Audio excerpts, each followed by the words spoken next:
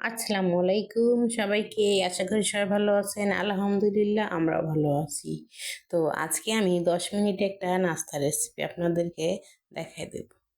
তো নাস্তাটি হচ্ছে যে নাম বললাম না, দেখে অবশ্যই বুঝতে পারবেন কিনা জানি না, কিন্তু আমি যে করে দিচ্ছি এটাই আপনাদের এখন দেখাবো কিভাবে আমি জিনিসটা তৈরি করলাম।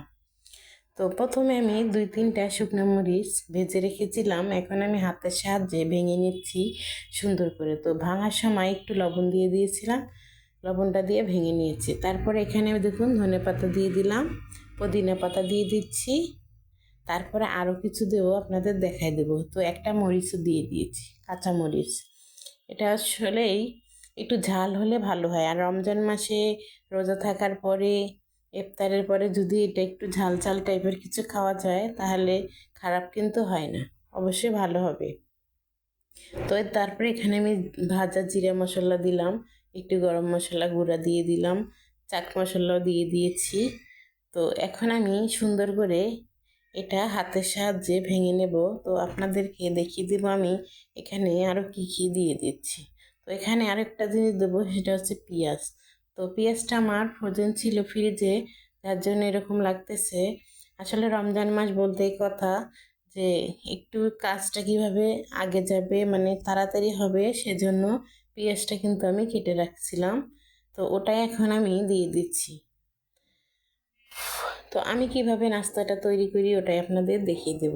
মাত্র 10 মিনিটে এরকম এত সুন্দর একটা নাস্তার তৈরি।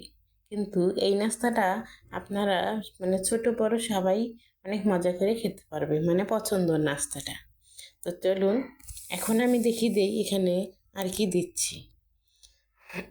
তো আমি একটা ছোট্ট আলু নিয়েছিলাম, আলুটা আমি সেদ্ধ করে নিয়েছি, ওটা দেখাইনি আপনাদের। কিন্তু এখন আমি সেই আলুটা সুন্দর করে এটার সঙ্গে মিক্স করে নিচ্ছি। তো হাতের সাহায্যে আমি এটা ভেঙে নেব। তো একটু অনেকজন আবার গ্রেটার দিয়ে সেদ্ধ আলু ভেঙে নেয়, কিন্তু আমার মনে হলো হাত দিয়ে ভাঙলে সবচেয়ে বেশি ভালো হবে। তো তারপরে আমি 1 চামচ এখানে কিন্তু বেসন দিয়ে দিচ্ছি, তারপরে আর 1 চামচ দিয়ে দিলাম, 2 চামচ। তো এই 2 চামচ দিয়ে আমি সুন্দর করে মেখে নেব। আর এই 2 চামচ দিয়ে আমি সেই বলের আকারগুলো তৈরি করে নেব। তো আর এখানে আমি এমন কিছুই দেব না, তো একটু দিয়েই আমি কিন্তু নাস্তাটা রেডি করে নেব। তো এই তো এখন আমার সেই জিনিসগুলো বার হয়ে গেছে। দেখুন এটা হচ্ছে ডিম, ডিমটা আমি এই শুধু কেটে নিয়েছি একটু একটু করে সব জায়গায়। কারণ আনাম ডিম যদি পুরো ডিমটা যদি আপনি না কেটে তেলের উপরে দেন তাহলে ফোটার সম্ভাবনা থাকবে, যার কারণে কেটে দিলে একটুও চিন্তা থাকবে না, নিশ্চিন্তায় আপনারা ভাজতে পারবেন তেলে। তো এই তো আমি এখানে 2 হাতেই কিন্তু ব্যবহার করতেছি, কেউ কিছু ভাববেন না, আমি ধুয়ে নিয়েছি হাত। আর এই কাজটার জন্য 2 হাতেরই প্রয়োজন। তারপরে এই তো এখন আমি এটা পুরাটা ডিমটা ঢেকে দেব এই মশলাগুলি দিয়ে। তো এখানে কিন্তু পেঁয়াজের পরিমাণটা অনেক বেশি থাকতে হবে, এবং আপনার ঝাল বাকি মশলাগুলো বেশি থাকতে হবে। তাই তো দেখুন আমি অনেক সুন্দর করে একটা ডিমের আকারে তৈরি করে নিয়েছি। তো এভাবে আমি বাকি সব কয়টাই করে নেব।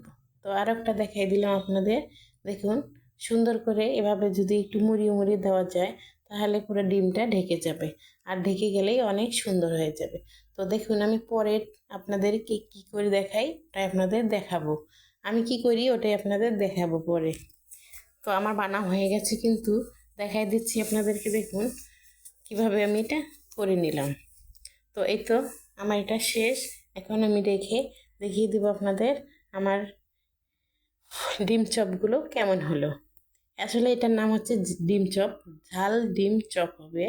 তো এটা কিন্তু ঝালের পরিমাণটা বেশি, যার কারণে এই নামটা আমি বললাম। তো জানি না কে কী নাম বলে, কিন্তু আমার কাছে মনে হলো যে ডিম ঝাল চপ হলেই নামটা কিন্তু খারাপ না। তারপরে এদিকে আমি নিয়ে নিয়েছি চালের গুঁড়ি। আসলে চালের গুঁড়ি দিলে সব খাবারেই, সব ধরনের নাস্তা রেসিপিতে যদি আপনি ভাজা পোড়ার ভিতরে দেন তাহলে উপরটা অনেক মুচমুচে হয়ে যাবে, যার কারণে আমি এখানে চালের গুঁড়ি ব্যবহার করেছি। তো এই তো এখন আমি সুন্দর করে এটা মেখে নিচ্ছি। আবার কেউ কেউ বিস্কিটের গুঁড়া কিংবা ব্রেড গ্রাম দিয়ে এটা তৈরি করে ফেলে, কিন্তু আমার কাছে মনে হলো যে যাদের কাছে থাকবে না ওইসব জিনিস, তারা যদি আপনারা যদি এই চালের গুঁড়ি দিয়ে এটা কাজ করেন তাহলে কিন্তু অনেক সুন্দর হবে। আর এটা দিলে অবশ্যই ভাঙার সম্ভাবনা খুবই কম থাকে, যার কারণে এটা দেয় উপরে। আর না দিলেও হয়, কিন্তু ভেঙে গেলে পরে আবার কষ্ট পায় যারা তৈরি করে তারা। আর বাচ্চারা তো মনে করেন আরও আগেই কষ্ট পায়, কারণ ওরা চায় যে পুরো পুরো মানে যদি না ভাঙে তাহলেই খুশি হয়ে যায়। তো রেডি হয়ে গেছে আমার। এখন আমি এদিকে তেল দিয়ে দিয়েছি একটা ফ্রাই প্যানে। তারপরে আমি তেলটা সুন্দর করে গরম করে নেব। তো গরম করার পরে আমি একে একে সবগুলো এখানে দিয়ে দেব। তো দেওয়ার সময় একটু সাবধানে দিবেন, যাতে যেন আপনাদের হাতে না লাগে। তারপরে হচ্ছে তেল আরও বেশি দিলে ভালো হতো, কিন্তু আমি মনে করলাম যে এভাবে দিলে আমার কাছে বেশি ভালো হবে, যার কারণে আমি এতটুকু পরিমাণে তেলে দিয়ে দিয়েছি। তো আমি কিভাবে ভেজে নিচ্ছি দেখুন, কম তেল দিয়ে সুন্দর করে পুরোটা আমি ভাজবো, ওটাই আপনাদের দেখিয়ে দেব।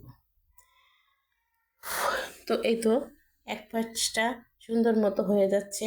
এখন আমি আপনাদেরকে দেখিয়ে দেব পরের পাশটা কীরকম করে হবে, ওটাই এখন দেখার পর্ব। তো এই তো দেখুন, এদিকে কিন্তু মনে হচ্ছে যে এক পাশটা আমার হয়ে গেছে, কিন্তু আমি কিন্তু অনেকক্ষণ সময় নিয়ে এক পাশে করে অনেক সময় নিয়েই ভেজেছি। তো অনেক সময় পরে আমি এই যে এখন উল্টে দিচ্ছি। দেওয়ার পরে দেখুন বাদামি কালার একটু একটু হয়েছে, কিন্তু আমি এটা আরও গাঢ় কালার করে ফেলবো পুরোটা। তো আমি সব কয়টাই এভাবে উল্টাই দিচ্ছি, এক পাশ করে ঘুরিয়ে ঘুরিয়ে আমি কিন্তু ভেজে নেব, যার কারণে কম তেল দিয়েছি। আর কম তেল দিলে এভাবে ঘুরে ঘুরে ভাজলে কিন্তু অতটা খারাপ হয় না। আর ডুবো তেলে দিতে পারেন, তখন আপনার পুরাটা হয়ে যাবে, খাটনি একটু কম হবে ঘুরাতে। কিন্তু তবুও একটা কথা বলে দিচ্ছি যে যদি এক পাশটা না হয় কখনো কিন্তু উল্টাতে যাবেন না, তাহলে এতে কিন্তু ভেঙে যাওয়ার সম্ভাবনা বেশি থাকতে পারে। তো এই তো আমি এখন দেখুন একবার পুরাটা ঘুরিয়ে ঘুরিয়ে ভাজার পরে সব দিকে কিন্তু একই কালারই করে ফেলবো। করার পরে আপনাদের আমি নামিয়ে দেখিয়ে দেব। তো এগুলা নামার সময়ও খুব কিন্তু সাবধানে নামাতে হবে, কোনোভাবে আবার চামচ আর খুচুনের মাথা দিয়ে নামাতে যাবেন না, তাহলে কিন্তু ভেঙে যেতে পারে। তো তেল ঝরানো একটা যে ছাঁকনি থাকে ওটা দিয়ে উঠাতে পারবেন, এরকম একটা চিমটি থাকলে আর তো কোনো কথাই নেই। এই তো সুন্দর করে আমি এখন সব কয়টা উঠিয়ে ফেললাম। তো এখানে কিন্তু একটু কষ্ট হলো না আমার ভাজতে, একটু ভাঙেও নাই, পুরোটাই আমার আনামে রয়ে গেছে। তারপরে দেখুন আমি এখন প্লেটে নিয়ে নিয়েছি, নেওয়ার পরে অনেক সুন্দর লাগতেছে কিন্তু দেখতে। তো এটা সস দিয়েও খেতে পারবেন, আবার এমনিতেও খেতে পারবেন, সালাদ দিয়েও খেতে পারবেন। তো আমি একটা কেটে আপনাদের দেখিয়ে দেব ভিতরেরটা কেমন আছে ডিমটা। তো ডিমটা ভালোই থাকবে, কারণ অবশ্যই ডিমটা আমি ভাঙি নাই, পুরো ডিমটা দিয়েছি, যার কারণে এরকমই আনামি থাকবে। এই তো এখন ভেঙে দেখাচ্ছি আপনাদের, দেখুন অনেক সুন্দর, খেতেও কিন্তু অনেক মজা হয়েছে। তো আপনাদের কাছে কার কেমন লাগবে অবশ্যই আমাকে জানাবেন। আল্লাহ হাফেজ সবাইকে।